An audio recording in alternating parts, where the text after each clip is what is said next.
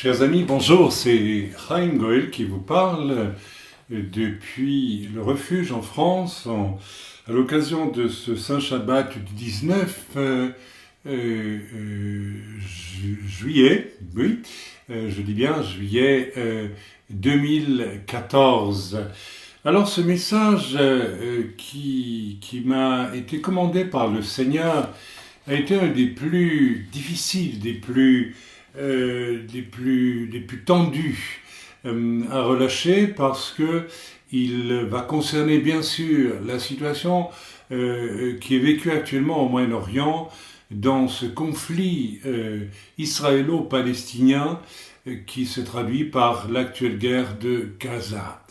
Nous sommes évidemment extrêmement préoccupés par ce qui se passe là, du fait que 3 de nos enfants sont impliqués dans cette guerre directement en tant que combattants côté israélien. Mais je voudrais d'emblée, mais alors d'une façon solennelle, insister sur le fait que pour nous, une perte de vie humaine d'un côté comme de l'autre est toujours une catastrophe.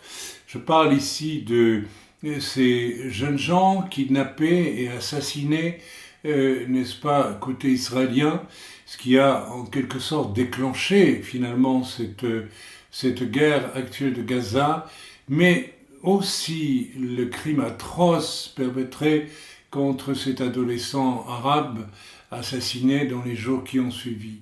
Je tiens à le signaler parce que je ressens, et à lire ce que je lis sur Internet, sur des sites chrétiens, entre guillemets, je ressens une montée d'adrénaline, de violence, de radicalisation qui est vraiment, vraiment de mauvais aloi.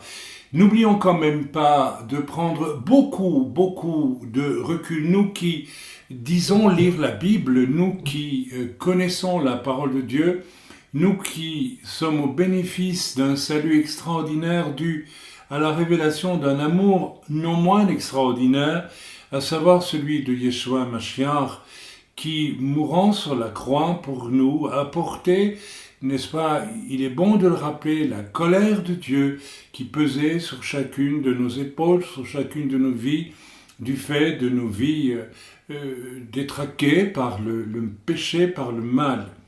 Nous avons été, si nous sommes de véritables croyants, notre existence entière doit être marquée au sceau de l'amour de Dieu. Et nous devons donc prendre toujours un recul très grand pour considérer des situations, et surtout celles, n'est-ce pas, qui nous concernent actuellement au Moyen-Orient. Si les choses se passent au Moyen-Orient, eh bien, c'est prévu par l'Écriture et c'est même voulu par le Seigneur de toute éternité. Et nous devons plutôt que de prendre parti d'une façon ou d'une autre, réfléchir d'une manière émotionnelle, d'une manière primaire, d'une manière grossière, comme je le constate ces temps derniers, dans des attitudes, des comportements de chrétiens qui rendent finalement un très mauvais service à la parole de Dieu et même au peuple d'Israël, en tant que descendant d'Abraham, d'Isaac et de Jacob, donc ayant une onction particulière et des promesses bien particulières face au reste de l'humanité. Il est donc important de prendre du recul et de reconsidérer toutes choses toujours à la lumière de l'Écriture, de la parole de Dieu, pour que notre discours, nos prises de position, nos prières fassent sens et soient efficaces. Alors, essayons de prendre beaucoup de recul avec l'aspect émotionnel de ce qui se déroule en ce moment là-bas et qui est évident. Nous n'allons pas nous attarder sur les souffrances, ou alors il faudrait s'attarder sur les souffrances de tout le monde. Au Moyen-Orient, il est évident que les tirs incessants depuis des années maintenant sur le sud d'Israël, tirs qui ont été multipliés par par je ne sais combien, 5, 6, 7, 10, au niveau des distances parcourues maintenant, puisque certains missiles, n'est-ce pas, palestiniens, dits palestiniens, je dirais pour ma part, ismaélites, descendants d'Ismaël, car c'est d'Ismaël qu'il va s'agir dans ce message, eh bien, atteignent maintenant Tel Aviv, Haïfa, Yerushalayim, Beersheba et toutes sortes de cités côtières, Ashkelon, etc., etc., etc.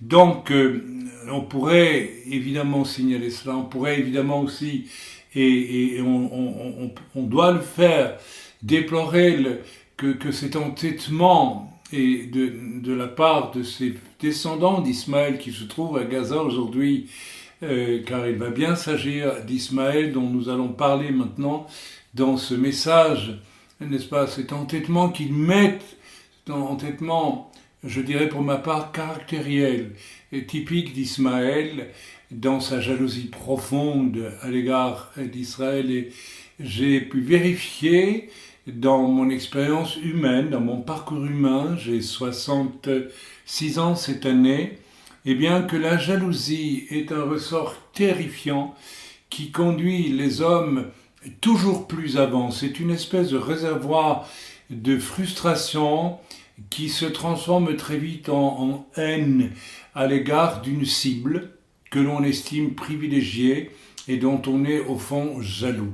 J'ai constaté que la jalousie est vraiment un ressort puissant pour une destruction continue à l'égard d'autrui lorsqu'elle habite le cœur d'un humain. J'ai vérifié cela dans le ministère, ayant eu à subir en Israël même, n'est-ce pas, le comportement méchant, critique, calomniateur, systématique d'un homme que j'ai voulu jadis aider et qui en réalité est devenu jaloux de ma capacité de l'aider dans son orgueil et a transformé donc cette situation d'amour de ma part vers lui en une jalousie, une haine profonde et farouche qui a duré et qui continue d'ailleurs des années.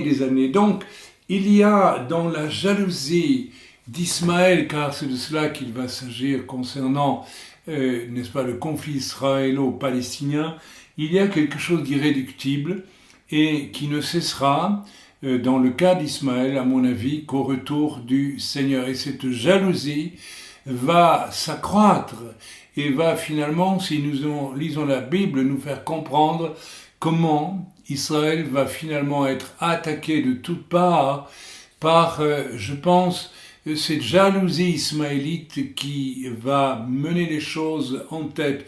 Il y a un livre qui est paru récemment, dont je n'ai pas encore lu tout le contenu, mais dont je connais le résumé, qui démontre que le système antéchrist, le système du faux prophète qui se rue contre Israël, qui va se ruer contre Israël tout à la fin, avant le retour du Seigneur, est islamique. Il y a quelque chose de vrai là-dedans. Alors, revenons, si vous le voulez bien, quittons le terrain actuel des dommages mutuels, des souffrances et des colères, et essayons de retourner à la parole de Dieu pour essayer de comprendre quelle est la racine profonde de ce conflit israélo-palestinien. Quittons le plan historique, quittons le plan de l'actualité de ces jours. Il faut aller plus loin, il faut retourner à la racine du problème pour le comprendre. Et la racine du problème, cette haine arabe à l'égard d'Israël qui ne s'exprime pas nécessairement dans le cœur de tous les Arabes, sont clairs. Il y a toutes sortes de nuances, il y aura un nuancier énorme à développer ici, car nous avons des peuples, n'est-ce pas, de toutes sortes au Moyen-Orient, mais il y a une composante fondamentale qui vient d'Ismaël, et c'est à cette composante-là que je veux faire allusion au travers de ce message. Bien, Si nous allons dans le livre de la Genèse, nous allons lire quelques extraits rapidement, eh bien, nous redécouvrons tous qui avons lu la Genèse, cette fameuse histoire d'Abraham, à qui Dieu avait fait la promesse d'un fils, d'une descendance, à qui serait transmise le droit de propriété sur la terre d'Israël. Et je ne vais pas ici rentrer dans les détails, n'est-ce pas, de ce qui a été promis à Abraham. C'est évidemment bien plus vaste que ce qui constitue l'État minuscule d'Israël aujourd'hui.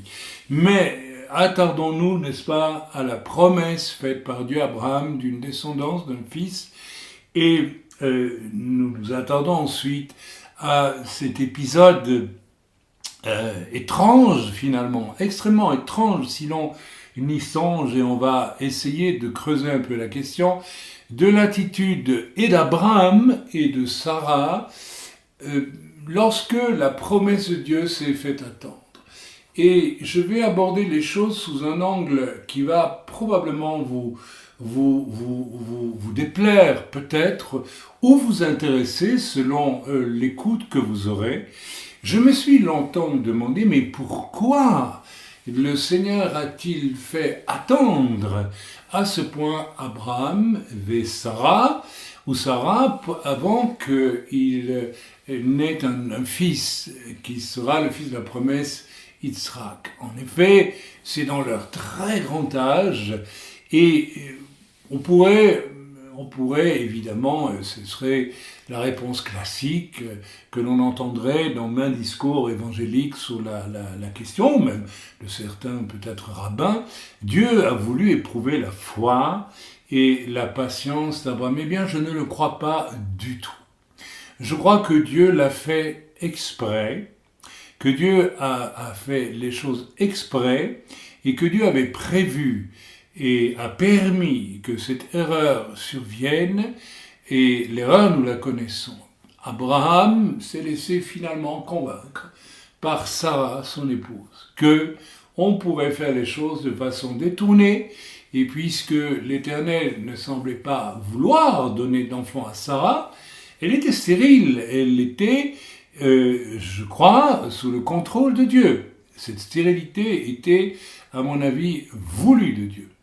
Et donc la solution, je dirais, latérale, la solution toute humaine et qui n'a plus rien à voir avec le désir de Dieu, va être Agar, la servante égyptienne, qui va, elle, tomber enceinte quasiment tout de suite après qu'Abraham l'ait connue, et nous aurons, n'est-ce pas, un fils qui s'appelle Ismaël.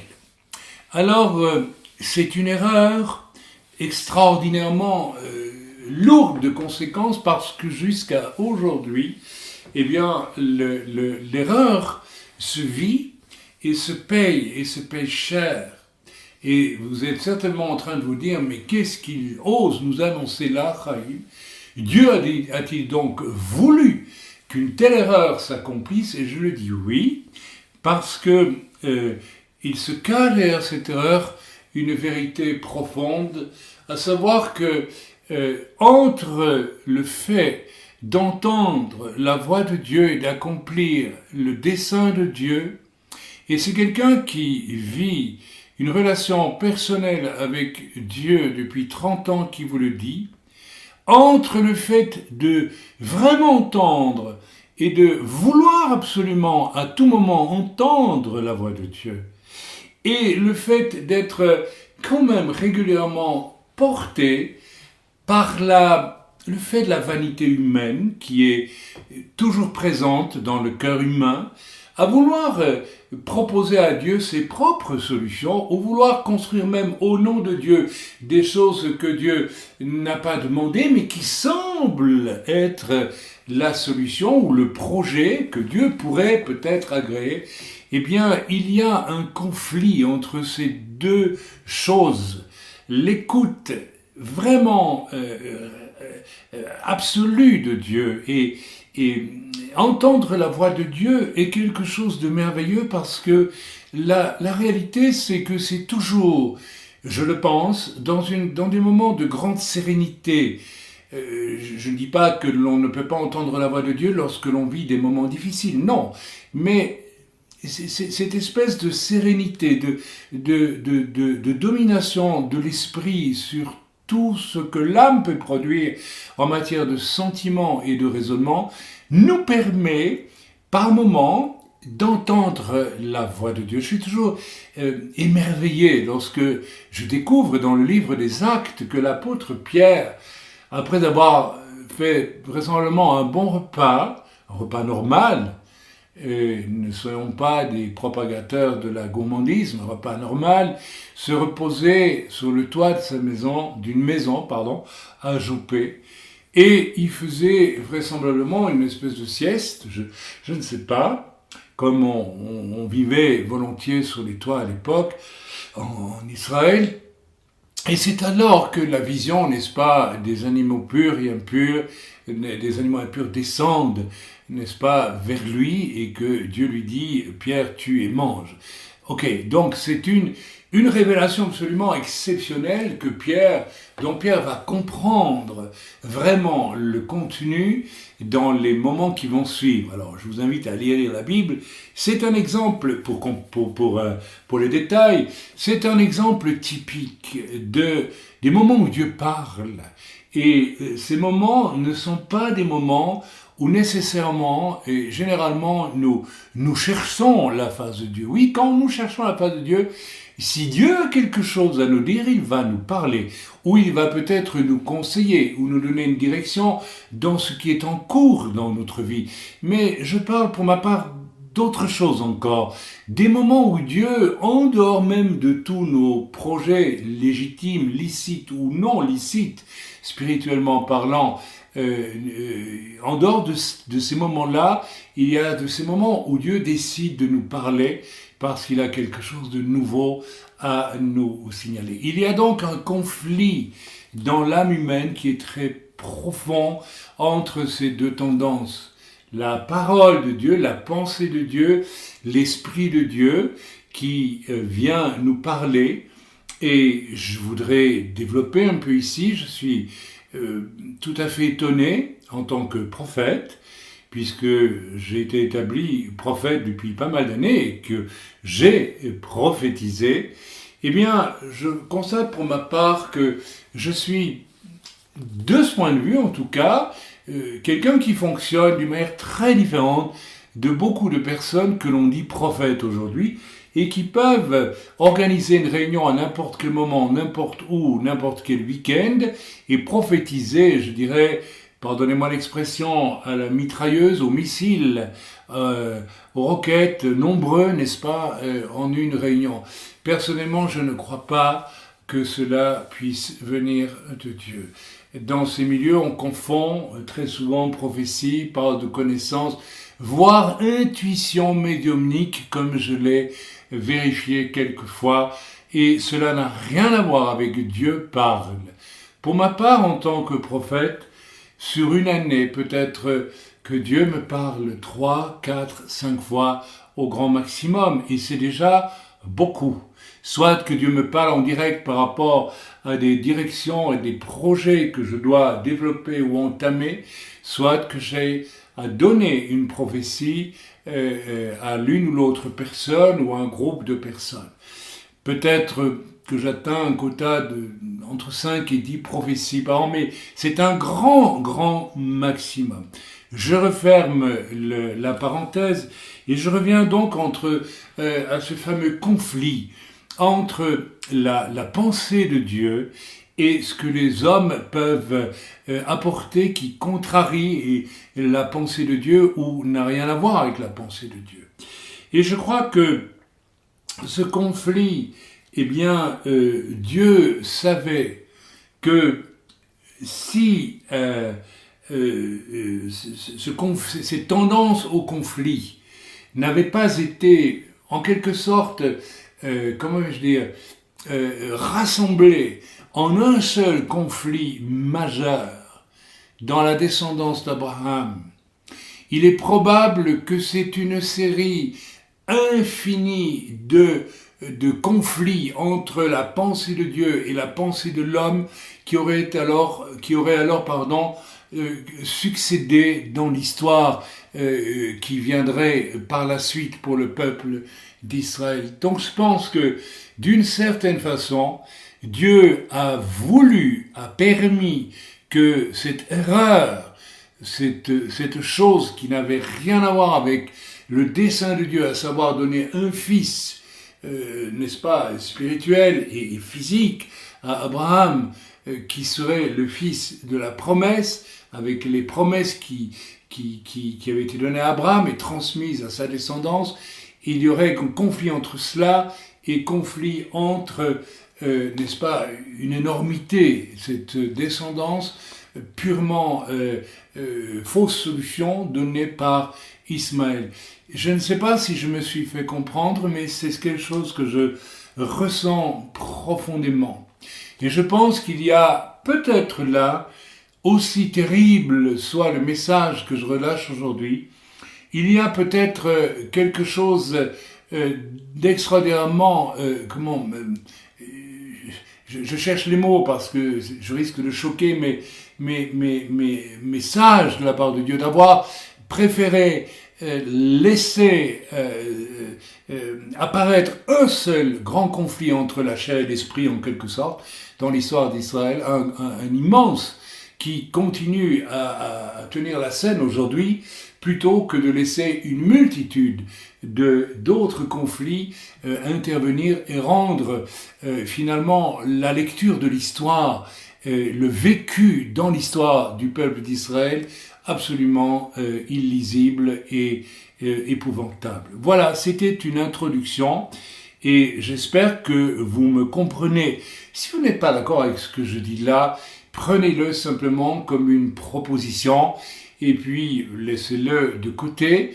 Moi, je pense pour ma part que, n'est-ce pas, ce long silence de Dieu, après avoir promis à Abraham et à Sarah un enfant, ce long silence de Dieu n'est pas un silence que nous pouvons attribuer, je ne sais pas, au temps qui passe, simplement, et puis voilà, et une épreuve de la foi. Abraham avait montré largement dès le départ qu'il était un homme de foi, et je ne crois pas du tout que Dieu ait voulu éprouver sa foi. Je pense que, et je le maintiens, donc ce longtemps sans que Dieu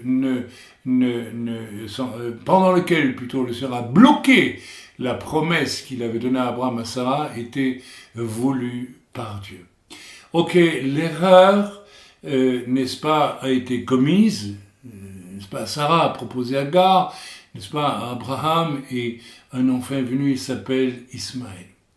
Ok, la première leçon donc que nous allons tirer de tout cela, eh bien c'est que le moyen humain qui semble être un soutien, nous allons lire donc en Genèse au chapitre 16, mène toujours à la catastrophe. Et nous allons donc lire ce passage dans le chapitre 16, au verset 1 à 7, dans la Genèse. Or Sarai, femme d'Abraham, elle s'appelait encore Sarai, et Abraham s'appelait encore Abram à l'époque, et ceci est très intéressant, parce que c'est ensuite qu'Abraham deviendra Abraham, père d'une nombreuse nation, et que Sarah deviendra princesse, parce que Sarah signifie princesse. Mais cela viendra après. Donc c'est très très intéressant. Ne lui avait donc enfanté aucun enfant, mais elle avait une servante égyptienne nommée Agar. Et elle dit à Abraham, « Voici maintenant l'Éternel m'a rendu stérile. » Voyez, elle le dit elle-même, « L'Éternel m'a rendu stérile. » Ce qui vient appuyer complètement ce que je vous ai dit il y a quelques instants, cette stérilité était voulue de Dieu et non pas subie par hasard comme cela par Abraham et Sarah. « Viens, dit-elle, je te prie, vers ma servante, peut-être aurai-je des enfants par elle. » D'une certaine façon, Sarah était acculée. Elle se voyait vieillir, elle s'est dit, le Seigneur m'a rendu stérile. Elle en a conscience, elle sait que quelque chose d'anormal se passe au niveau de son intérieur et que Dieu a bloqué, a rendu stérile, n'est-ce pas, son corps. Et elle se dit, bon, eh bien, je n'ai plus qu'une solution, je suis acculée. Et elle est allée là, et je pense que Dieu, je le redis, a voulu cette erreur. Et je continue la lecture. Peut-être aurais-je des enfants par elle. Et Abraham acquiesça à la parole de Sarah. Abraham était probablement lassé, fatigué lui aussi, ayant conscience que Dieu avait fait une promesse, mais que Dieu avait rendu sa femme stérile, et qu'il fallait donc y aller par un autre chemin. Alors Sarai, femme d'Abraham, prit Agar, sa servante égyptienne, et la donna pour femme à Abraham, son mari, après qu'il eut demeuré 10 ans au pays de Canaan. Il vint donc vers Agar, et elle conçut. Et Agar, voyant qu'elle avait conçu, méprisa sa maîtresse. Voilà. Nous lisons maintenant le verset 5. Et Sarai dit à Abraham, « L'outrage qui m'est fait revient sur toi. Je t'ai donné ma servante en ton sein, mais quand elle a vu qu'elle avait conçu, elle m'a méprisé. Que l'Éternel en juge entre moi et toi. » Alors Abraham répondit à Sarai, « Voici ta servante est entre tes mains. Traite-la comme il te plaira. » Sarai donc la maltraita, et Agar s'enfuit de devant elle. La suite, on la connaît. Alors, on voit ici tout de suite ce qui apparaît. Eh bien, ce qui apparaît est immédiat, c'est les conditions de la jalousie d'Agar. Parce que Agar, ici, est entrée dans une dynamique qui est très claire. Je veux supplanter, bien que je ne sois pas l'épouse d'Abraham, la première, la seule, la légitime, eh bien, je veux la supplanter aux yeux d'Abraham. Et nous avons déjà là toute la thématique actuelle que nous entendons de façon récurrente dans l'islam, n'est-ce pas, lorsque l'islam transforme l'écriture en disant que le fils de la promesse, le premier qui fut donné à Abraham, c'est bien Ismaël et non pas Isaac. Lorsque l'on prend connaissance de la Bible réécrite par je ne sais plus quelle branche de l'autorité palestinienne, où le roi David n'est plus juif mais s'appelle Daoud, le musulman, où Yeshua n'est plus juif mais est appelé le palestinien, le Christ palestinien, où Abraham bien sûr n'est pas du tout le père d'Israël, mais Ibrahim, le père de l'islam, était donc un patriarche musulman, alors que l'islam est venu bien après. Mais bref, on ne s'embarrasse guère. Lorsque l'autorité palestinienne nie qu'il y ait jamais eu un temple sur le mont du temple à Jérusalem et tant d'autres choses, il suffit d'écouter. On a là ce discours permanent d'un désir de prendre la place, de se substituer, et ceci nous introduit déjà, alors retenez-le bien parce que je vais venir au cours de ce long message, à la doctrine, à la théologie de la substitution, où l'Église aussi doit remplacer Israël, et cette théologie du remplacement est encore bien vivante aujourd'hui. Et je peux vous dire que de la même façon qu'Ismaël va être surtout le fils de sa mère, sans avoir d'identité réelle par le père, eh bien vous retrouvez le même processus lorsque c'est une église catholique qui élève Marie comme son Dieu bien plus que le Yeshua, le Christ, comme les chrétiens l'appellent, ou le Dieu Père. Eh bien, c'est dans ces milieux-là que vous allez trouver quoi? La jalousie pour Israël, contre Israël, le désir de supplanter, le désir d'effacer, de faire disparaître, de remplacer Israël. Lorsque parmi les évangéliques vous rencontrerez, et il en existe, des pasteurs qui véhiculent toujours aujourd'hui d'une façon absurde au vu des circonstances, au vu de la réalité, au vu des promesses de l'Écriture pour Israël, même après le retour du Seigneur qui est proche maintenant. Lorsque vous rencontrerez ce genre de pasteurs, faites une petite incursion dans leur intimité si cela est possible et vérifiez s'ils ont eu un père digne de ce nom, ou bien s'ils ont grandi bien plus sous l'influence d'une mère dominatrice qui a semé dans leur cœur les graines de la jalousie. N'est-ce pas? C'est tellement clair, c'est tellement évident lorsque l'on prend la peine d'observer ces choses. Donc, Genèse 16, verset 1 à 7, nous voyons clairement la naissance, n'est-ce pas, de la jalousie qui va se pérenniser dans le cœur d'Ismaël. Et cependant, très vite, avec toujours ce désir de supplanter, n'est-ce pas, eh bien, le fils de la promesse qui sera Isaac. Et Abraham n'aura qu'un fils qui devra hériter des promesses sur la terre d'Israël.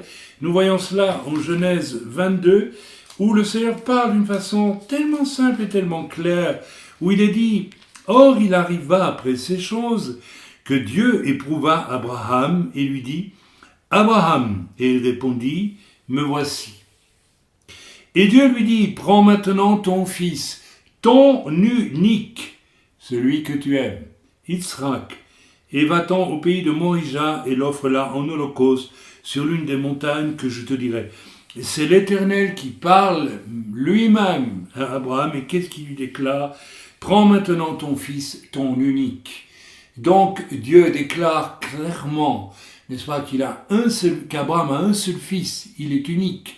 C'est Israël et c'est lui qui doit hériter des promesses.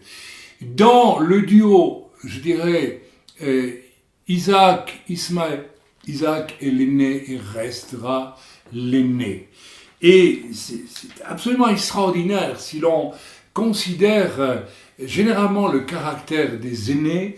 Je vais y faire un petit détour ici par ce que vous avez peut-être pu observer vous-même au naturel et dans toutes les familles du monde, dans toutes les civilisations du monde, à peu près toutes les cultures. J'ai voyagé sur 4 continents au cours de mes 30 années de ministère et j'ai vérifié partout une constante. Lorsqu'un enfant est l'aîné, qu'il soit garçon ou fille, il y a quelque chose de particulier chez l'aîné.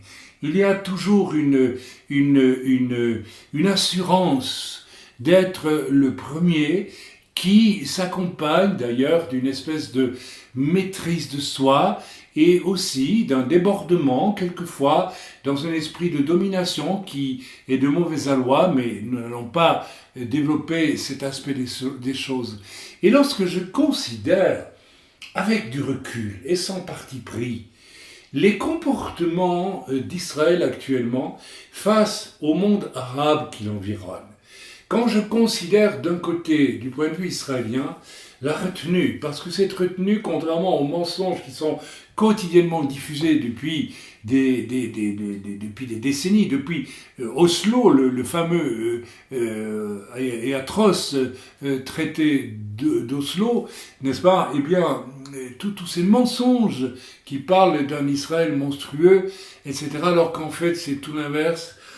Je le sais, j'ai des fils qui ont fait leur service militaire en Israël et je sais ce qu'on leur a appris, quelle est l'éthique, la morale, n'est-ce pas, de Tsahal dans les combats. Elle est extrêmement, Tsahal et il n'est pas peut-être, est l'armée au monde qui pratique le plus la retenue, qui pratique le plus la délicatesse. Je sais que le mot peut paraître presque déplacé dans un contexte de guerre, mais si, pour éviter au maximum, n'est-ce pas, qu'il soit porté atteinte à des victimes civiles lors de ces guerres. Je ne vais pas m'étendre sur le sujet, mais il y a suffisamment d'informations là-dessus pour que vous puissiez y saisir les éléments qui vont dans ce sens. Mais je voudrais mettre en lumière ici, parce que c'est quelque chose qui m'est apparu ces jours derniers d'une façon extraordinaire, l'invraisemblable patience l'invraisemblable calme, l'invraisemblable retenue du monde israélien actuel, juif en général, face à l'invraisemblable méchanceté, l'invraisemblable agitation, l'invraisemblable concert de cris, théâtralisé d'ailleurs le plus souvent, d'une façon absolument étrange. Et de l'autre côté, il faut bien le dire, et il suffit de vérifier, il suffit de constater aussi qu'en France, par exemple, n'est-ce pas, la guerre actuelle de Gaza, eh bien, se traduit par quoi? Eh bien, par un silence, un calme, une maîtrise de soi de la part de tous les Juifs, et que l'on assiste à un déferlement en rue de manifestations de la part, alors je vais oser un mot qui va déplaire, mais tant pis, de crétins, lorsque je dois le dire et je le dis, j'appelle des crétins dangereux ces individus qui, dans une méconnaissance, je parle de Français ici, et d'Européens en général, qui, dans une méconnaissance évidente de la situation archi-complexe du Moyen-Orient actuel, descendent dans la rue, n'est-ce pas, et brandissent des panneaux, jettent des chaises et s'associent avec les Arabes de France pour, pourquoi pas, aller bloquer et peut-être même assaillir une synagogue ou deux à Paris et éventuellement, pourquoi pas, y créer un véritable pogrom. Alors ces individus dangereux qui ne savent même pas en fait de quoi ils parlent sont pour moi l'expression de la frustration et de la jalousie à l'état pur. Lorsque les gens descendent dans la rue sans même savoir pourquoi ils se battent en réalité, c'est qu'ils y sont entraînés par des passions, et ces passions, elles viennent souvent d'âmes de bas niveau, n'est-ce pas, sorties du caniveau, frustrés, de gens qui s'ennuient dans l'existence, qui n'ont peut-être pas réussi grand-chose d'ailleurs, généralement, et qui trouvent là l'occasion d'exprimer, n'est-ce pas, une mauvaise humeur violente et à bon prix, à bon marché. Je reviens donc maintenant à mon histoire d'Abraham. Isaac est donc bien le fils unique, selon le Seigneur, que Dieu a finalement donné à Abraham. Il y a donc un grand mystère dans la faiblesse d'Abraham, et je pourrais l'analyser du point de vue de ce grand problème de la démission de l'homme et de la tendance, lorsque la démission de l'homme apparaît face à des situations données, de la femme à prendre le relais et à vouloir entraîner l'homme dans des solutions qui ne sont pas celles de Dieu nécessairement. Et j'en ai beaucoup parlé, j'ai beaucoup parlé de cette possibilité de mauvais scénarios dans mon livre Echad sur le couple, mais je préfère m'arrêter à la première explication que je vous ai donnée donc il y a au début de ce message. Revenons donc à Ismaël qui n'a pas de père, mais va vivre, pas vraiment le père, n'est pas reconnu, puisqu'il est chassé avec sa mère, ou par Sarah en plus, et qu'Abraham ne va pas apparemment s'interposer. Au contraire, Abraham va dire à Sarah, je te donne ta servante, fais-en ce que tu veux. Il y a donc une rupture, quelque part, blessante et douloureuse pour Ismaël, qui ne connaîtra plus que quelque part le fiel de la jalousie, la dynamique de la jalousie, une espèce d'éternelle revendication au droit d'être ton fils, ô Abraham. Il y a là quelque chose que nous devons intégrer. Si nous voulons comprendre la haine, la relation entre ces deux fils d'Abraham, n'est-ce pas, au Moyen-Orient. Malgré tout, notons quand même en passant que Dieu qui a organisé ce scénario, et je reviens là-dessus, j'en suis convaincu, pour les raisons que j'ai déjà exprimées plus haut, Dieu a prévu quand même un énorme lot de consolation pour Ismaël, et Ismaël devrait pouvoir normalement aussi se dire que ce lot de consolation n'est pas n'importe quoi et qu'il vient en quelque sorte équilibrer la donne, n'est-ce pas, entre Isaac et Ismaël. Ce lot de consolation, eh bien, c'est une promesse. Dieu a promis à Ismaël et à ses descendants, n'est-ce pas, de nombreuses nations avec des territoires extrêmement étendus. Et effectivement, lorsque nous considérons le confetti Israël sur la carte du Moyen-Orient et l'immense territoire occupé aujourd'hui par des descendants physiques ou spirituels d'Ismaël, on voit que Dieu a tenu ses promesses. Si nous continuons dans la lignée d'Ismaël et que nous voyons ce qui survient, eh bien, nous découvrons par exemple qu'un personnage comme Mahomet, le fondateur de l'islam, est aussi un homme qui a entretenu une relation très particulière à la féminité, dans le sens où il épousa une veuve riche, Khadija, qui devint, on le ressent quelque part, un mentor spirituel, et cette femme était nettement plus âgée que Mahomet. Nous retrouvons donc cette composante. Je ressens que, n'est-ce pas, pour le fondateur de l'islam, nous avons un peu la même, je dirais, le même plan de départ que pour Ismaël, une épouse mère en quelque sorte, extrêmement influente, et aussi un caractère particulièrement angoissé. Il faut quand même s'arrêter un peu au personnage qui va se tourner vers les juifs, qui va se tourner vers les chrétiens, qui ne va se satisfaire d'aucune des deux, dirons-nous, branches religieuses, qui pourtant était fantastique, mais quelque chose d'autre le pousse, et c'est quelque chose d'autre, c'est moi aussi, je désire être singulier. Je désire, il y a donc là un ressort de jalousie. Il y a qui va le pousser à vouloir créer une religion fabriquée d'influence juive, d'influence chrétienne, avec des révélations prétendument divines, mais dont nous percevons bien à lire les écrits du Coran et autres que elles sont extrêmement douteuses. Bref, nous avons donc le même berceau de départ de quelque chose, et c'est cette religion de l'islam. Et ce qui va découler de tout cela, c'est un immense chaos, n'est-ce pas, la façon dont l'islam s'est répandu est violent dès le départ et est resté violent jusqu'à ce jour. Vous me direz que le christianisme a connu ces tristes heures de violence, c'est vrai, mais le message de départ du christianisme, n'est-ce pas, en Yeshua Mashiach, et le travail des premiers disciples de Yeshua était tout sauf violent, et était tellement peu violent qu'en réalité, c'est vers eux que la violence s'est appliquée le plus souvent, et que c'est dans le sang des martyrs, des premiers siècles de l'Église, eh bien, que le message extraordinaire d'amour de Yeshua, n'est-ce pas, a pris racine et a pu s'étendre et se développer un peu partout. Bien, ok.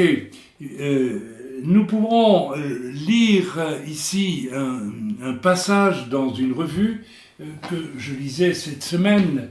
Encore faut-il que je la retrouve. Elle semble avoir disparu de ma table. Je vous en demande pardon. Et je vais donc faire... Ah ben non, je l'ai ici, pardon. Il s'agit donc d'une revue chrétienne. Je vais vous lire un passage dans cette revue. Alors, attendez que je retrouve ce passage. Ces pages voici. Donc, voilà. Le secret révélé, cette théologie du remplacement dont je vous ai parlé un peu plus haut, et qui est aussi, je dirais, la théologie fondamentale, c'est pas une théologie, mais le réflexe fondamental, et c'est une théologie d'ailleurs, via l'islam d'Ismaël, n'est-ce pas, de vouloir remplacer Israël, eh bien, je vous lis un extrait de « S'il n'y a plus rien pour Israël après l'ère ou le temps de l'Église ». Donc cette théologie, cette maladie de jalousie qui vise à vouloir remplacer Israël, à le faire disparaître, est aussi présente dans une partie de l'Église. S'il n'y a plus rien pour Israël après l'ère ou le temps de l'Église, quel est donc le secret dont parle l'apôtre Paul en Romains 11, 25 et qui lui a été révélé par le roi Hakodesh, par le Saint-Esprit? En effet, je ne veux pas, frères, c'est Paul qui parle, et sœurs, que vous ignoriez ce mystère. Il y a là un mystère.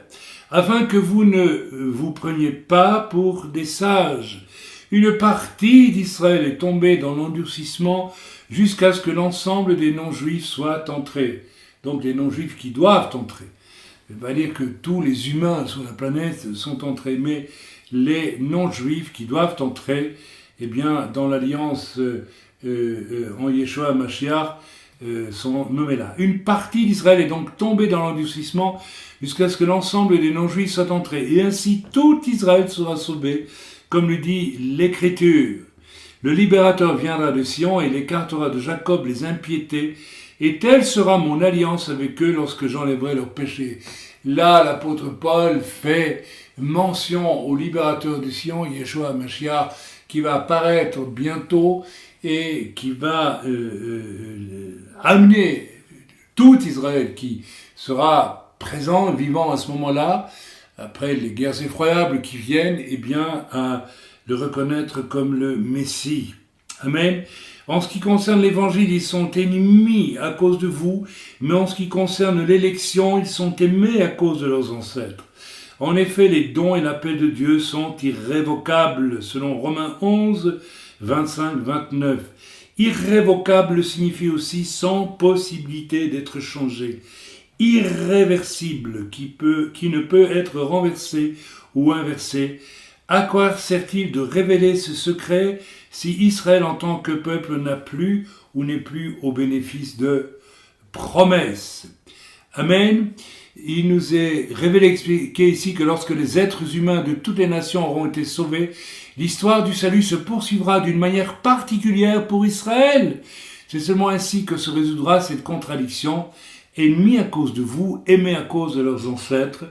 Paul utilise ensuite une expression forte, irrévocable.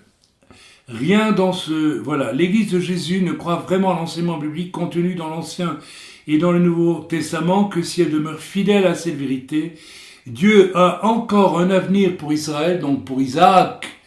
Au Moyen-Orient, cette vérité la protège alors également contre toute attaque venant de la théologie antisémite.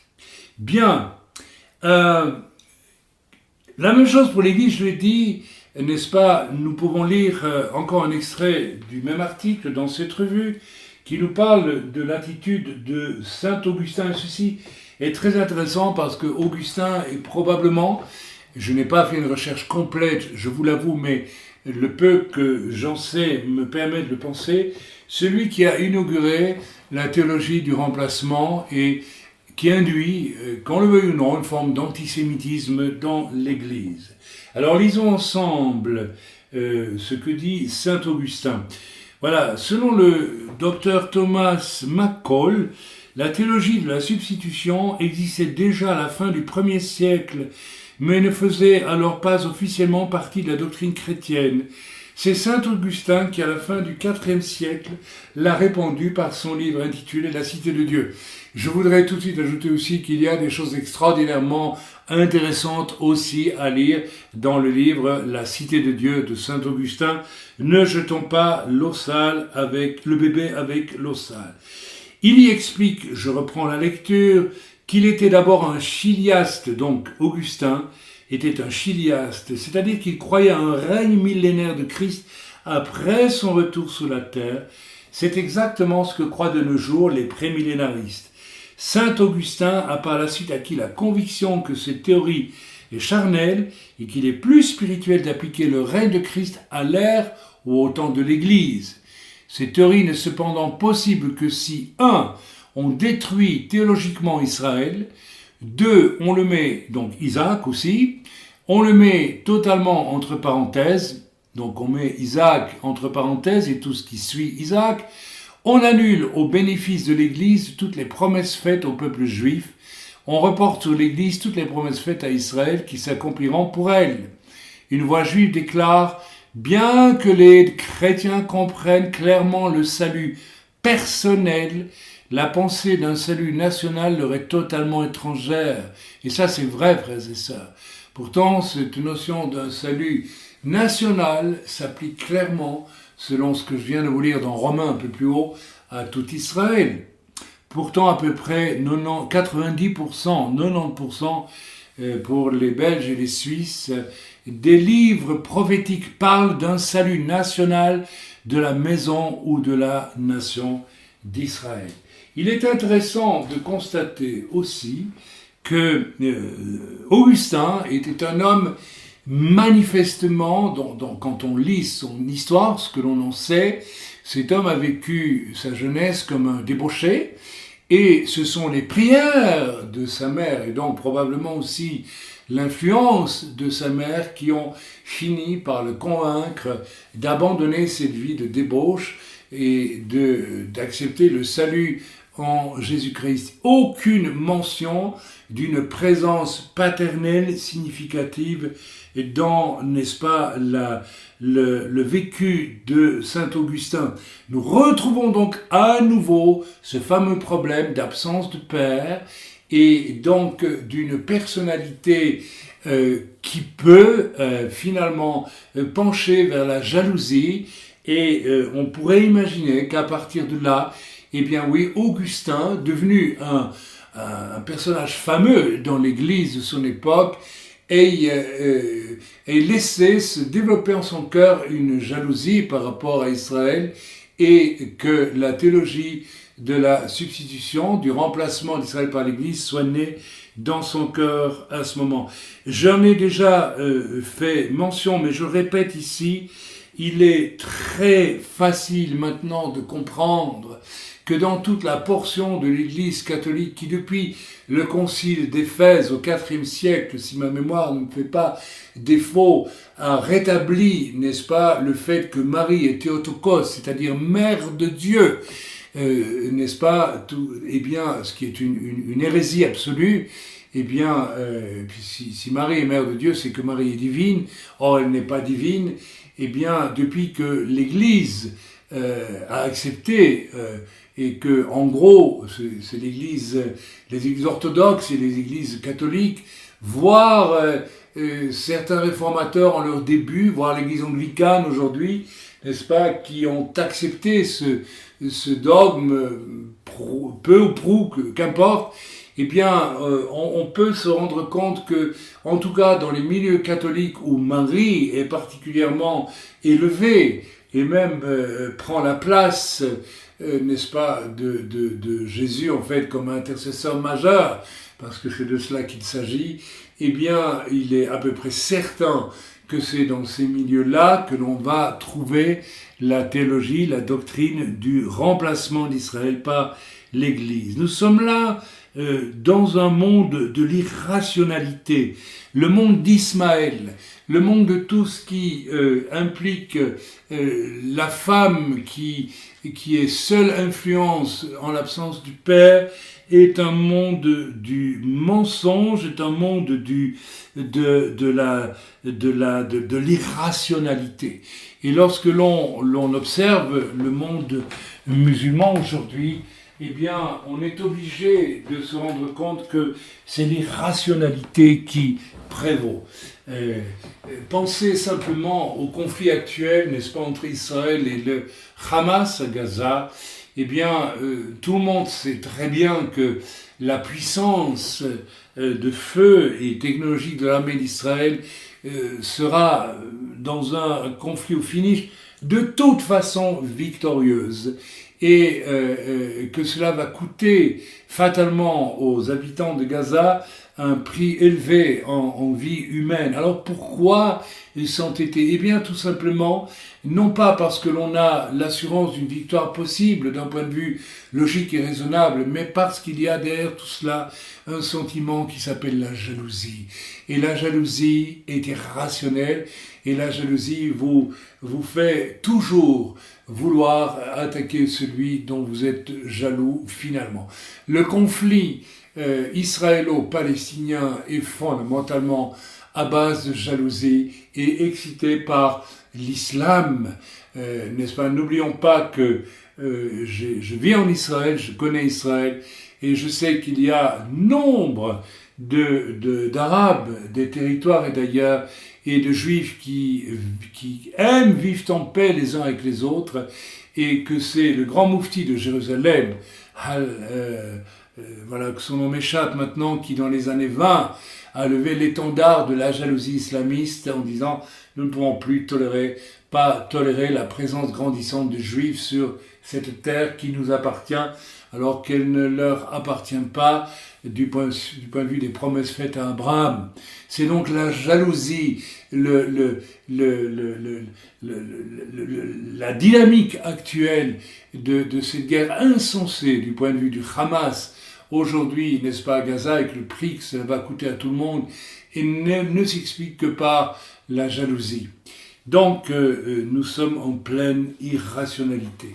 Je continue mon message qui est long, j'en ai conscience, pardonnez-moi, écoutez-le peut-être en plusieurs fois, mais je souhaite aller jusqu'au bout de ce message. Donc, si Ismaël a une haine sentimentale, oui, la haine est un sentiment, n'est-ce pas, une haine irréductible au lieu d'une saine reconnaissance de ce qu'est l'héritage du fils selon la promesse, savoir le fils aîné, Isaac, eh bien, nous voyons que c'est l'absence de père, je l'ai dit, et l'omniprésence maternelle qui est à la base du problème, avec cette quête inconsciente, cette revendication inconsciente d'un père qui se dérobe.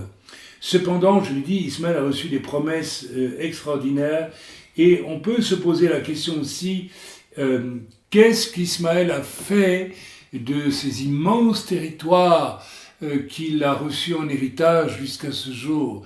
Considérez ce que l'on appelle ce fameux printemps arabe et voyez dans quel chaos les nations, une grande partie des nations arabes actuelles sont plongées, n'est-ce pas, suite à ce fameux printemps arabe qui devait, paraît-il, amener liberté, démocratie à toutes ces peuplades, car ce sont plus des peuplades que des nations en réalité. Eh bien, jusqu'à aujourd'hui, eh bien, n'est-ce pas, la façon de gérer, n'est-ce pas, ces immenses contrées a été basée beaucoup plus sur un immense machisme, une forme de terrorisme, une forme de clanique, n'est-ce pas, basée sur la violence et sur toutes sortes de comportements qui font bien plus penser, n'est-ce pas, au pillage des ressources qu'à une mise en valeur intelligente des ressources. Bref, c'est un univers de l'irrationalité, ce n'est pas un univers où on se pose pour gérer les choses en bon père de famille, si j'ose m'exprimer ainsi, mais où l'on court de gauche et de droite parce que inconsciemment on est conduit, on est mu par, n'est-ce pas, un sentiment de frustration extrêmement profond. C'est, je l'ai dit aussi, exactement la crise identitaire que l'on rencontre dans une grande part de l'Église depuis Saint-Augustin. Et cette crise identitaire est extrêmement dangereuse puisqu'elle a conduit, qu'on le veuille ou non, par les discours, par exemple, de Luther, qui est tombé dans le piège à un moment donné par rapport aux Juifs, conduit l'Église à finalement ouvrir le chemin vers un antisémitisme d'une incroyable violence. Et la Shoah trouve ici, bien entendu, une explication. Et on a réglé le compte, n'est-ce pas, d'Isaac, le fils aîné. C'est une des explications, à mon avis, de la Shoah. C'est l'aboutissement d'une immense crise de jalousie entre l'Église et une certaine partie de l'Église, une certaine vision de l'Église qui n'est pas celle des grands réveils de l'Église, qui ne commence pas avec la Réforme mais qui débute bien avant. N'est-ce pas? C'est donc la Shoah, n'est-ce pas? Auschwitz, c'est le fruit, et je suis le fruit, n'est-ce pas, de la jalousie de l'Église par rapport à Israël, par rapport à Isaac. Et dans ce sens, l'Église, n'est-ce pas, est alliée quelque part avec Ismaël, et c'est peut-être une des raisons pour laquelle Ismaël est si bien accueilli, d'ailleurs, en Europe aujourd'hui. Bien. Alors, j'avais écrit ici, question, cela a-t-il joué un rôle dans l'émergence de l'idolâtrie mariale, n'est-ce pas, dans l'Église? Je dirais moi que c'est l'idolâtrie mariale qui a plutôt favorisé cette jalousie vers, n'est-ce pas, Israël.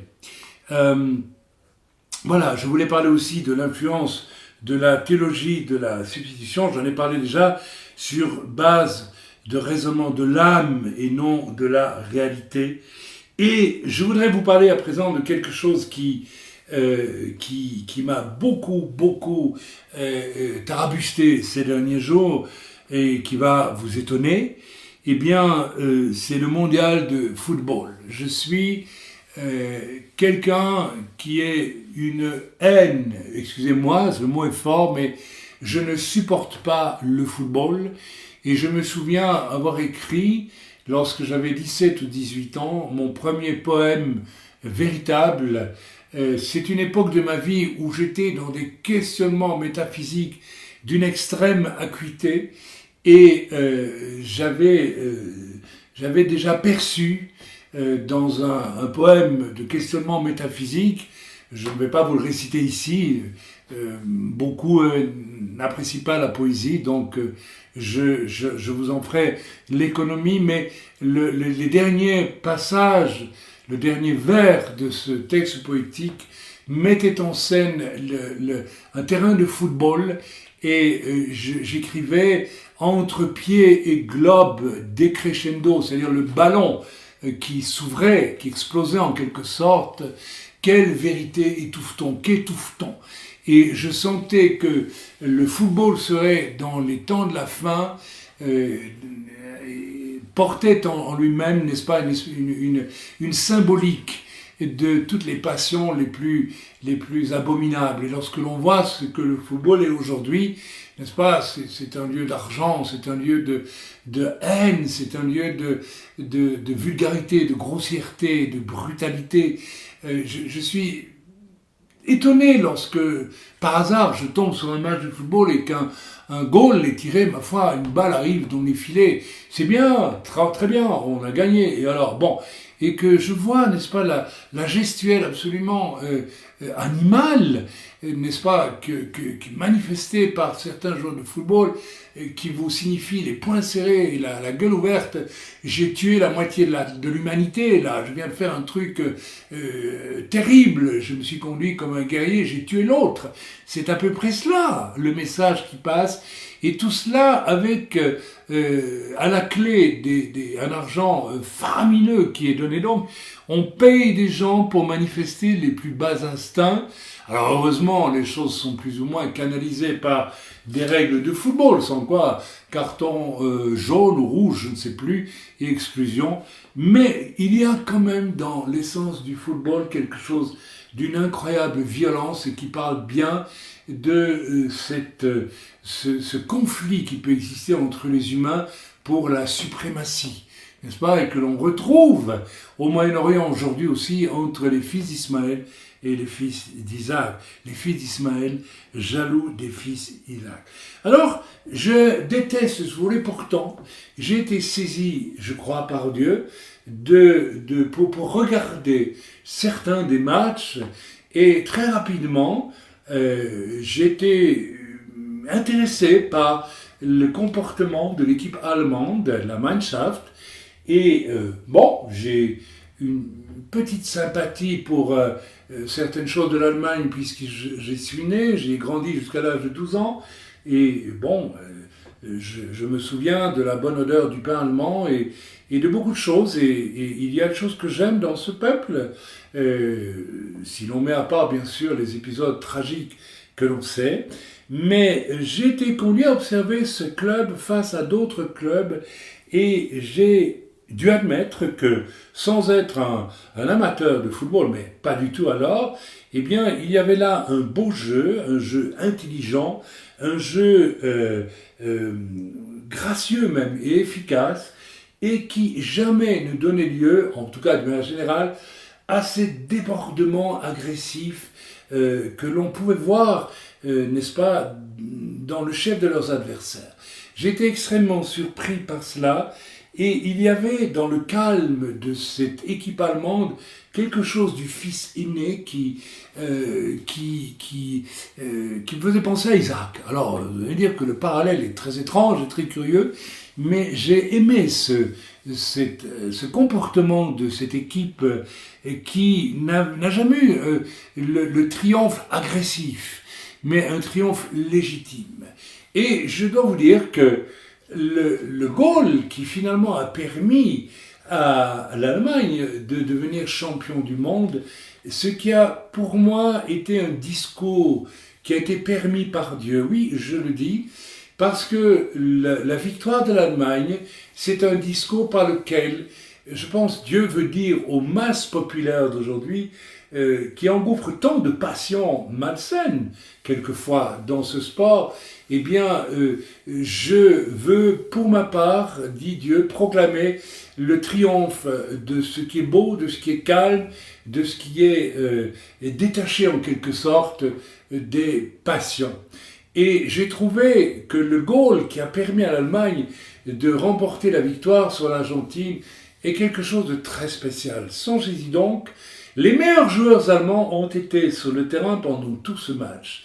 Les plus grands footballeurs de l'équipe allemande étaient présents, et c'est à la quasi dernière minute du match, pendant les prolongations, que l'entraîneur, n'est-ce pas, fait rentrer un joueur absolument méconnu, une espèce de débutant avec un visage de poupon, un visage de gosse, qui, d'une façon invraisemblable, en quelques secondes, vient mettre le goal qui va permettre à l'Allemagne de gagner. Eh bien, vous allez me trouver déplacé. J'ai pensé à un personnage de la Bible, j'ai pensé au roi David. N'est-ce pas? Alors que personne, pas un des grands guerriers israélites, n'est-ce pas, dirigé par Saül, n'était capable d'affronter Goliath, eh bien, Dieu a envoyé ce petit berger qui, avec quelques pierres, n'est-ce pas, a terrassé le géant Goliath alors que tout semblait perdu. Eh bien, il y a là quelque chose de troublant parce que j'ai observé en face de cette équipe allemande tellement maître du jeu dans le calme et aussi dans ce jeu d'équipe. Ce jeu d'équipe, c'est-à-dire non pas loin de l'individualisme qu'on rencontre bien plus dans les équipes latines qui étaient opposées à l'Allemagne, où l'on comptait sur l'espèce de brio de un ou deux joueurs connus pour leur vivacité et leur génie, n'est-ce pas, et entourés de gens pas nécessairement en collaboration très efficace d'ailleurs. Il y a donc là deux stratégies absolument différentes qui me font penser à Isaac face à Ismaël aujourd'hui au Moyen-Orient. D'un côté, des gens qui pratiquent le va-tout à tout prix. Je parle des descendants d'Ismaël aujourd'hui, et c'est ce qui se passe, n'est-ce pas, avec ce Hamas à Gaza. Et de l'autre côté, n'est-ce pas, des personnes qui essayent d'avoir une attitude réservée, digne et bien plus intelligente finalement, puisque au final victorieuse. Alors c'est le message que je crois Dieu a voulu me donner à moi en tout cas.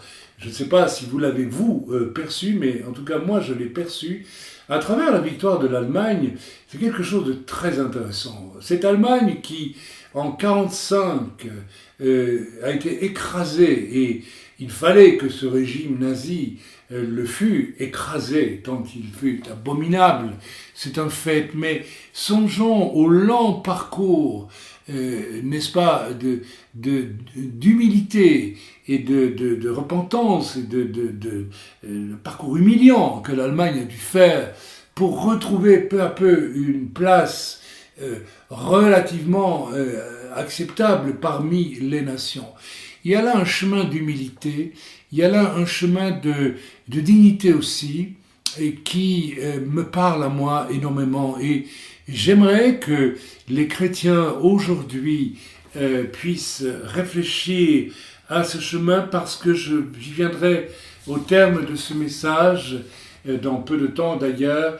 Il me semble qu'il y a une radicalisation charnelle au nom d'un spirituel de pacotille et de beaucoup de violence dans le chef de beaucoup de croyants aujourd'hui autour de la question, n'est-ce pas, du conflit israélo-arabe. Et j'aimerais mettre en garde aujourd'hui plus que jamais les chrétiens qui appartiennent au monde qui laissent prévaloir la théologie du remplacement. Mais j'aimerais aussi prévenir ceux qui ont pris fait et cause pour Israël et qui le font d'une façon violente, d'une façon qui manque d'humilité, qui manque de dignité quelque part, et qu'ils se mettent même en porte-à-faux avec l'attitude, au fond très chrétienne d'Israël, qui supporte de recevoir des missiles pendant des années, surtout la partie sud de son pays, et cela nous fait penser, n'est-ce pas, aux paroles du Rabbi Yeshua, n'est-ce pas, qui disait, eh bien, moi je vous enseigne mieux que la loi du talion, quand on te frappera sur la joue droite, patiente et tends la gauche. C'est quand même troublant de voir que c'est Israël, si l'on veut prendre à la peine d'observer les choses, qui peut-être, aujourd'hui, donne le mieux l'exemple du message que le Seigneur Yeshua nous a laissé, n'est-ce pas? Yeshua était juif, et c'est bien la preuve que l'Église a des racines purement juives, et qu'il faudrait là aussi y songer, n'est-ce pas, et y réfléchir, se laisser peut-être un peu impressionner par ces choses. Alors bien sûr, cela ne minimise en rien l'héroïsme extraordinaire de milliers, de centaines de milliers de chrétiens qui souffrent pour le Seigneur aujourd'hui. N'oublions pas que c'est une chose très peu diffusée, même dans les milieux chrétiens, et cependant il y a aujourd'hui, n'est-ce pas, des descendants spirituels d'Abraham, n'est-ce pas, en Yeshua Mashiach, qui souffrent aujourd'hui avec le même amour partout dans le monde. Voilà, donc j'arrive tout doucement à la fin de mon message, et je vais dire donc ce qui... je suis en train de chercher mes notes, pardonnez-moi. Voilà, je pense en fait avoir dit à peu près tout ce qu'il fallait que je dise. Je vais donc terminer par quelques mots maintenant. Je n'ai pas dit tout ce qu'il était à dire, mais je sens de la part du Seigneur qu'il faut que j'arrête, alors je le fais. Alors, frères et sœurs, nous avons face à nous une désinformation atroce venue d'Europe, et nous avons quelque peu creusé les puits de jalousie, n'est-ce pas, qui expliquent ce qui est au fond de l'antisémitisme camouflé en antisionisme, n'est-ce pas, qui sont en réalité des vieux démons anti-Dieu, tout simplement. Nous avons d'un autre côté une bonne information qui est relâchée par exemple par une chaîne francophone israélienne que je vous recommande d'ailleurs, et qui s'appelle I24 News, et ces deux façons d'informer sont évidemment opposées et souvent très différentes et contradictoires. Pour ma part, je trouve celle de I24 News infiniment plus saine et plus vraie, dans la mesure où on laisse de la place aussi au discours de l'autre, à savoir ici le monde arabe dans les émissions d'I24 News. Il ne s'agit pas d'une émission de nouvelles télévisées qui systématiquement prend le parti d'Israël. Non, c'est une chaîne de télévision beaucoup plus nuancée que cela.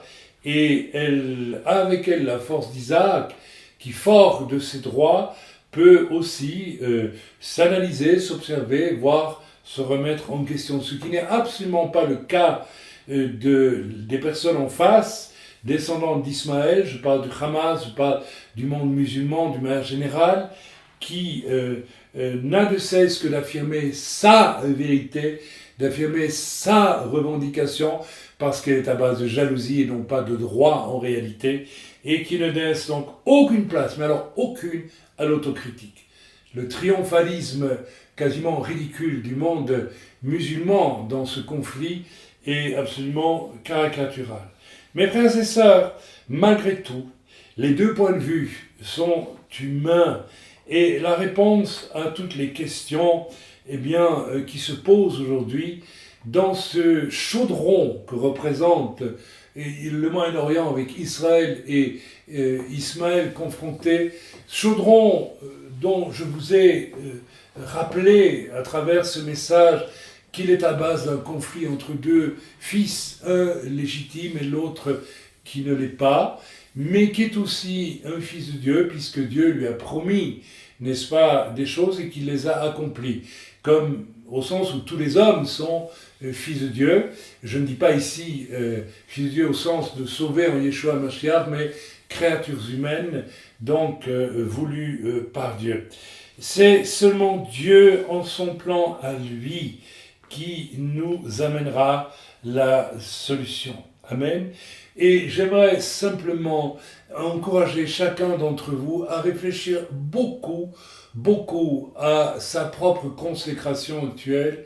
Et peut-être qu'à la lumière du message qui vient d'être donné, vous avez pu repérer que peut-être vous étiez un peu ismaélite dans vos comportements. Peut-être y a-t-il en vous de cette jalousie qui vous motive, qui colore vos relations avec autrui. Alors mettez vos vies en ordre, humiliez-vous devant le Seigneur, suivez l'exemple d'une certaine Allemagne qui, avec beaucoup de courage et d'humilité, n'est-ce pas, après l'épisode tragique qui l'a marqué au fer rouge de la honte, je parle de la Shoah et de bien d'autres choses, a retrouvé peu à peu une place dans le concert des nations, mais avec une humilité et une dignité dont tous les peuples ont besoin. Prions pour que nos pensées soient vraiment les pensées de Dieu dans ces temps. Je ne peux pas ici m'étendre là-dessus, mais je ne peux pas m'empêcher de considérer les actions quasiment mystérieuses que l'Esprit de Dieu me fait vivre dans le cadre de mon ministère d'apôtre et ministère prophétique aussi, où le Seigneur depuis plusieurs années m'envoie sur des terrains spirituels très particuliers, partout dans le monde, souvent dans des zones de très haute puissance démoniaque, pour y pratiquer et pour y annoncer avec une autorité venue de Dieu des messages qui bouleversent complètement les données et qui sont en train de, selon ce que je perçois, d'être des préparations pour ce qui va venir dès le retour du Seigneur. Je crois que le Seigneur aujourd'hui utilise certains croyants pour déjà préparer le terrain en quelque sorte pour des immenses bouleversements, mais complètement phénoménaux qui vont survenir sur la terre. Tout le régime de gestion des peuples et des nations, avec tout ce que cela implique, va être complètement bouleversé sur la terre lorsque Yeshua reviendra. Cela ne se fera pas en un instant. Je crois que c'est un processus qui sera aussi progressif, certes, certaines choses seront stoppées parce que les destructions seront arrivées à leur comble au moment du retour.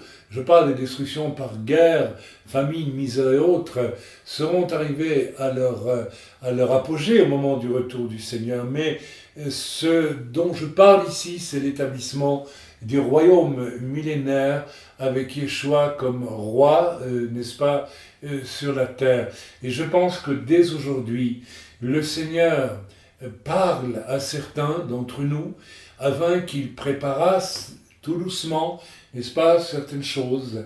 Et je ne peux pas rentrer ici dans les détails et vous donner d'exemples, mais je voudrais je vous communique cette information aussi pour vous encourager. Non seulement le Seigneur revient, mais le Seigneur veille. Et le Seigneur est déjà en train de préparer son retour. Et j'aimerais que ceci soit une manne d'encouragement pour chacun d'entre vous. Certes, vous avez des problèmes, nous en avons, j'en ai moi aussi.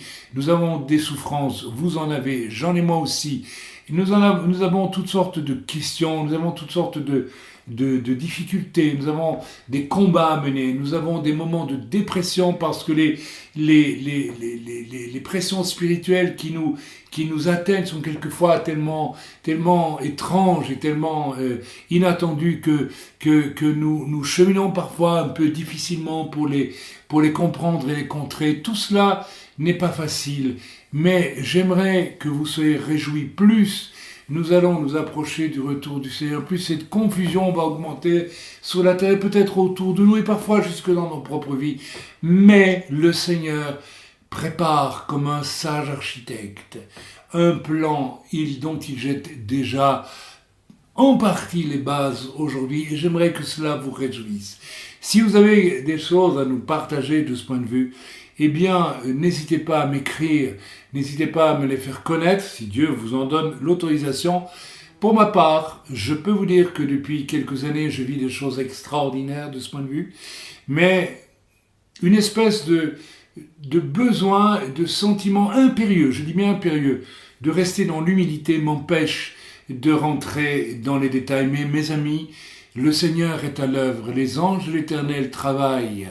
Et Dieu a des serviteurs, peut-être parmi ceux qui font le travail le plus fondamental aujourd'hui, mais on ne les voit pas sur les estrades. Et je voudrais juste envoyer à travers cet enregistrement un salut, un shalom tout particulier à tous ceux qui vont comprendre ce que je suis en train de dire ici, parce qu'ils vivent ces choses comme nous les vivons nous, dans l'œuvre à laquelle j'appartiens. Que Dieu vous bénisse, que Dieu vous fortifie, que Dieu vous encourage. Priez pour Israël, priez pour nos jeunes qui sont au combat, priez pour que nos jeunes ne tombent pas dans un extrémisme charnel. Priez pour que les Arabes chrétiens restent d'abord chrétiens avant de se radicaliser arabes. Ils deviendraient par là fils spirituels d'Ismaël, beaucoup plus que fils en Yeshua, du Dieu vivant. Priez pour nos juifs messianiques, priez pour les chrétiens qui ne se radicalisent pas dans une espèce de pro-Israël déplacé, violent, ils deviendront en faisant ainsi plus des fils du diable, je le dis, que des fils de Dieu et des vrais amis d'Israël. J'ai été absolument suffoqué par des échanges avec un homme il y a quelque temps qui estimait que je manquais de grandeur parce que je faisais prier pour des chrétiens massacrés quelque part au Moyen-Orient, alors que d'après lui, j'aurais dû concentrer toute mon attention sur une prière en faveur d'Israël. Frères et sœurs, j'étais horrifié parce que je vous garantis que, à part peut-être une ou deux exceptions d'extrémistes fous, malsains, vous ne rencontrerez en Israël et dans le monde juif une seule personne qui est capable d'apprécier que vous l'aimiez en méprisant la souffrance de vos propres frères, les chrétiens qui se font massacrer dans le monde. Prions pour que les chrétiens ne tombent pas dans des extrémismes qui les éloignent de l'amour que notre Seigneur Yeshua Mashiach, Jésus le Christ, puisque les chrétiens l'appellent ainsi, a manifesté pour toute l'humanité. Que Dieu soit loué, que Dieu soit béni. Amen.